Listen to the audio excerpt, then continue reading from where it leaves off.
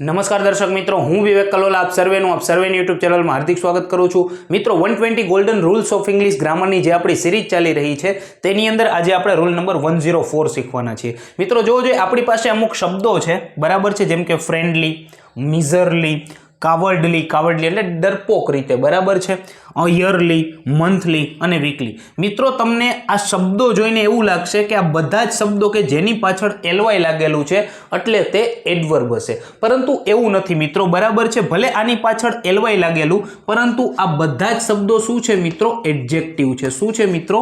Adjective છે. અને ખાસ વાત, બરાબર છે, એડજેક્ટિવ હંમેશા નાઉન અથવા તો કોઈ પ્રોનાઉન એટલે કે નામ અથવા તો સર્વનામ વિશેની માહિતી આપે છે, બરાબર છે મિત્રો. એડજેક્ટિવ શેની માહિતી આપે છે મિત્રો? કાં તો એ નાઉન વિશેની વાત એટલે કે નાઉનની માહિતી આપશે, અથવા તો એ પ્રોનાઉન એટલે કે સર્વનામ વિશેની માહિતી આપશે. એ કોઈ દિવસ વર્બની માહિતી નહીં આપે. એટલે કે જે એડજેક્ટિવ છે મિત્રો, એ વર્બ વિશેની માહિતી નથી આપતો, બરાબર છે. તમારે આ શબ્દો છે, બરાબર, એને ધ્યાનમાં રાખવાના છે. આ બધા જ શબ્દો છે એડજેક્ટિવ છે. ટૂંકમાં આપણે એક્ઝામ્પલની મદદથી સમજાવું. માની લ્યો કે અહીં કોઈ એવું કહે છે કે હી બિહેવ્ડ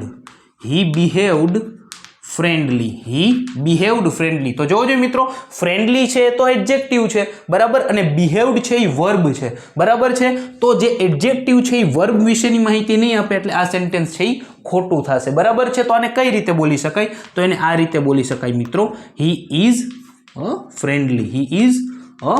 ફ્રેન્ડલી. ક્લિયર છે મિત્રો? તો આશા રાખું છું રૂલ નંબર 104 હું તમને બહુ સારી રીતે સમજાવી શક્યો છું. મિત્રો આ શબ્દો છે એ તમારે યાદ રાખવાના છે: ફ્રેન્ડલી, કાવર્ડલી, મંથલી, મિઝરલી, યરલી અને વીકલી, બરાબર છે. ને આ પણ યાદ રાખજો કે એડજેક્ટિવ, બરાબર, એટલે કે વિશેષણ હંમેશા કાં તો નાઉન, બરાબર છે, કોઈ નામ અથવા તો પ્રોનાઉન વિશેની માહિતી આપશે, નહીં કે કોઈ વર્બ વિશેની માહિતી આપશે.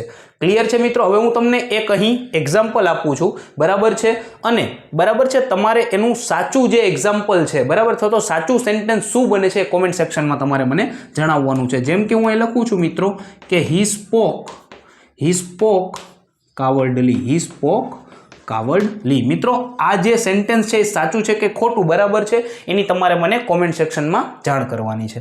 તો જલ્દી જ મળીશું મિત્રો રૂલ નંબર 105 ની સાથે. ત્યાં સુધી જય હિન્દ, જય Bharat, take care, good bye, thank you so much.